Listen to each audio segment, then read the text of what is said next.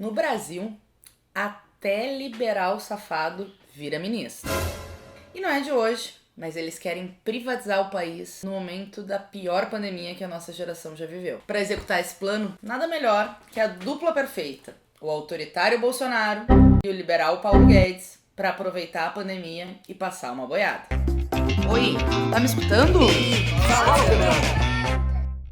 É sobre as mentiras contadas sobre a PEC 32, Reforma Administrativa, que eu vou conversar com vocês hoje no Fala Fernando. Mas antes, quero te perguntar se tu tá gostando, curtindo, acompanhando o canal. E se tu tá, curte lá, comenta. E te inscreve no sininho. E te inscreve no sininho.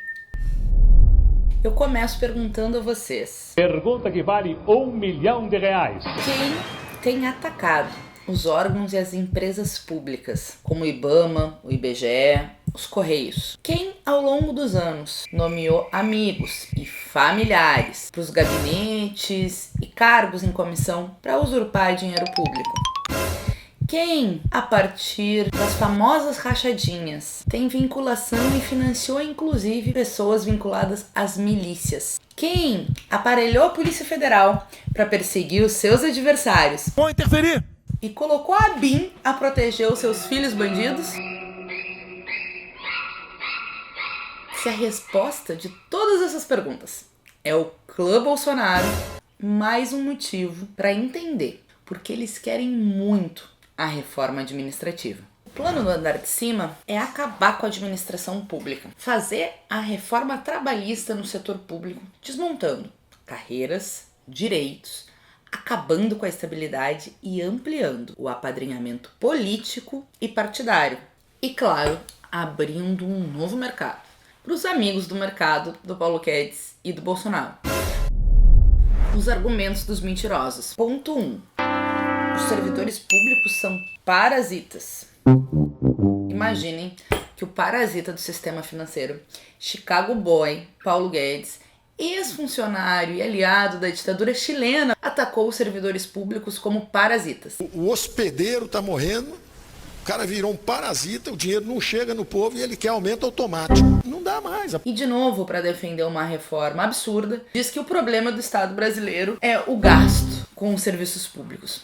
Olha que cantilena enfadonha. O Brasil tem apenas 12% da sua população ocupada, empregada no serviço público. A média dos outros países da OCDE é muito maior, em alguns países chega a 20%, 21%, 22%. Nós gastamos ou investimos menos de 5%. 5%, gente. Do PIB no pagamento da folha dos servidores, incluindo os aposentados. Agora, para o sistema financeiro e para o pagamento dos serviços da dívida, só nesse orçamento foi aprovado 54% do orçamento da União, apenas 2 trilhões e 200 bilhões de reais. Afinal, quem são os verdadeiros parasitas? 2. É uma reforma para acabar com Os privilégios. mas ela não mexe nos privilegiados.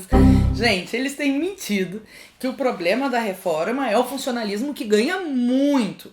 Quase 60% dos funcionários federais ganham 4 salários mínimos. 4 salários mínimos. E nos municípios, cerca de 73% do conjunto do funcionalismo municipal ganha até 4 salários mínimos. Mas aqueles grandões, deputados federais, ministro, cúpula do exército, aquele casos de juízes que somando tudo chegam a ganhar 100 mil reais, vão ser atingidos pela reforma? Não! Ah, tá de sacanagem, né? Eles estão excetuados pela reforma administrativa.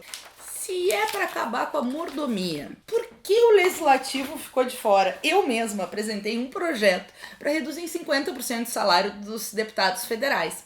Quem não quer pautar a base do governo Bolsonaro? A mesma que tem deputado federal que aluga BMW com dinheiro público, gastando 58 mil reais e dizendo que é isso que quer para todo o povo brasileiro. É de bom tom? Não, não é de bom tom. Terceira falácia.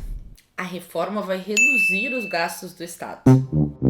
A reforma vai fazer justamente o contrário. Vai aumentar o apadrinhamento político, os cargos de comissão com loteamento da máquina pública e criar superpoderes na mão da presidência da República, ou, melhor, no presidente fascista Jair Messias Bolsonaro.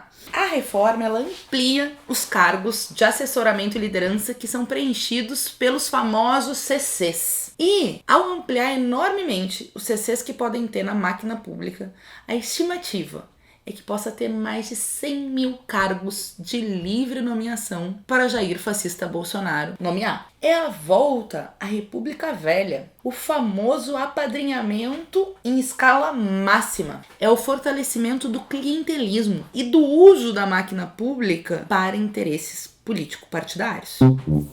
Além disso, eles querem acabar com a estabilidade do regime jurídico único, criando carreiras que não têm nenhum tipo de estabilidade. Só algumas profissões seriam profissões típicas de Estado. Daqui a pouco nós podemos ter professor contratado por prazo determinado, mediado por grandes conglomerados educacionais, né? Para fazer a terceirização de serviços educacionais. Nós vamos botar dinheiro, vai dar certo e nós vamos ganhar dinheiro. Nós vamos ganhar dinheiro usando recursos públicos para salvar grandes companhias. Quem decide se o servidor vai ser contratado pelo Estado é o chefe dos órgãos nomeados pelo governo. Nesse caso, pelo governo Bolsonaro. Eu tô passada, chocada. Ele mesmo diz: todos devem estar sintonizados comigo. Aqui é onde eu defino a reforma trabalhista no serviço público. É o aumento da rotatividade, a diminuição dos salários e a criação de novos nichos para as grandes empresas fazerem contratos para terceirização de serviços que são dever do Estado e direito do cidadão. A conquista da estabilidade, a ideia de um servidor de Estado foi justamente para acabar com a ideia do clientelismo. Foi uma conquista pós-República Velha, consagrado depois na Constituição de 88. Isso não quer dizer que a gente não tenha que sempre buscar melhorar a qualidade, as condições de trabalho, a eficiência do serviço público. Mas a lógica do governo Bolsonaro aqui não é melhorar a eficiência do serviço público, é desmontar o serviço público, criar novos nichos de mercado para os grandes conglomerados econômicos e, sobretudo, concentrar superpoderes para alinhar o aparato estatal com as suas ideias da extrema-direita e, ao mesmo tempo, facilitando a corrupção.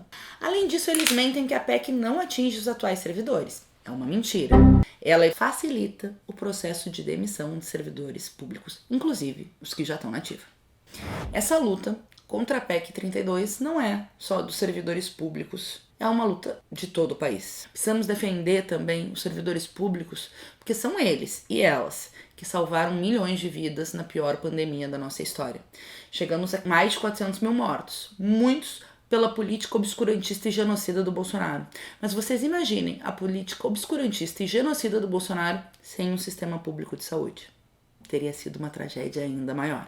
O Instituto Butantan, por exemplo, que é público e tão atacado, graças à parceria com a Sinovac, se desenvolveu a Coronavac no Brasil e também uma pesquisa de vacina brasileira que ainda está em fase inicial, mas produzida pelos cientistas vinculados aos órgãos públicos concursados. A Dataprev, junto com a Caixa Econômica Federal, garantiram a chegada na ponta para milhões de brasileiros com auxílio emergencial. São os Correios que entregam cartas do Oiapoque ao Chuí, independente do tamanho da cidade. É o Banco do Brasil, que tem uma série de medidas públicas, como por exemplo o Pronamp, esse crédito a linha de juros bem barata para os pequenos e microempresários. São os professores e professoras que constroem a educação, mesmo nessas péssimas condições. A lógica é simples. Quando o serviço é público, o interesse é público, apesar dos governos. Às vezes a gente tem que enfrentá-los, é verdade. Mas quando o serviço é privado, a lógica sempre é o lucro. Nós precisamos barrá-la na Câmara dos Deputados, mas a gente só consegue isso com o apoio do povo. Quando o povo pressiona os deputados e mostra que não aceitará a boiada passar na pior pandemia da nossa história.